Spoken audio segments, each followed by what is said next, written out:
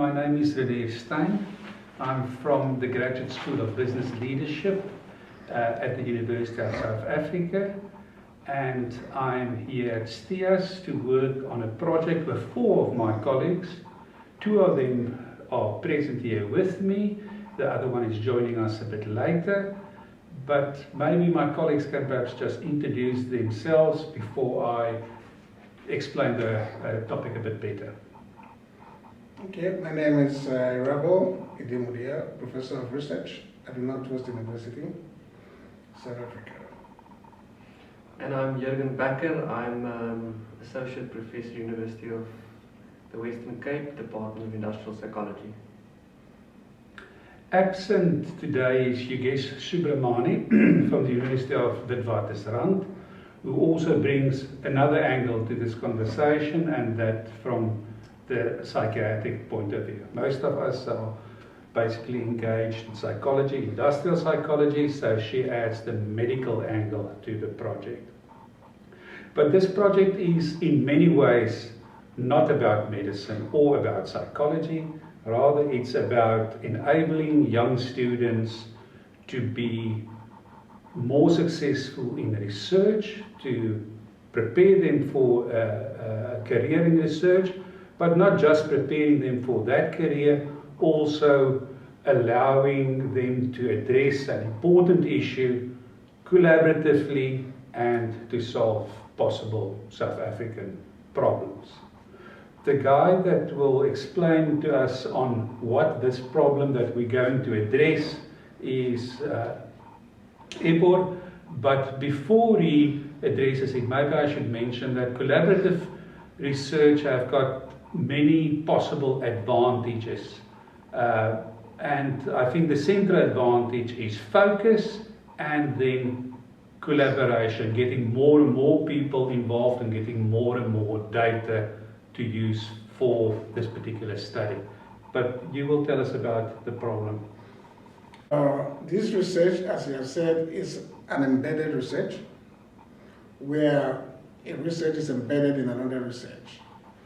The whole point of view, like you said, is that we should is to nurture young researchers and at the same time build local knowledge. And in doing so, we are looking at COVID-19 within South Africa. We're looking at the traumatic process and how to manage the consequences. And of course, a whole lot of variables are involved, a whole lot of issues are involved. It's a very huge project, and that is why we are here. One of the key variables to think about is the impact that the COVID has on multiple levels. If you think about it, we all know somebody that's been affected by COVID. Ourselves might be affected by COVID, so the trauma around loss in COVID, not only just loss of family members, but also, you know, a way of life, maybe the way that we used to do things. With that, it's traumatic, it's stressful, and one of the key outcomes for the project is to understand on what multiple levels does traumatic events, not just COVID, this is the focus of this study, but how does traumatic large-scale events impact on various areas of life? One of them is our societies in which we are, our groups, even our work groups, our family members. So one of the project outcomes is to look at the impact and also the recovery on multiple levels, which we think is a significant contribution, but that needs big data sets. It needs multiple collaborators with my colleagues here. And so this is why it's an ambitious project, and that's why we thought, that's why we want to bring it to STIAS, because this is where we put, you know, ambitious projects together. And today's presentation, we will look at the problems associated with working in such big groups from the perspective of journals, from the perspective of the Department of Higher Education and Training, from the perspective of the university, for example, the ethics procedures in universities, how does that impact on larger projects?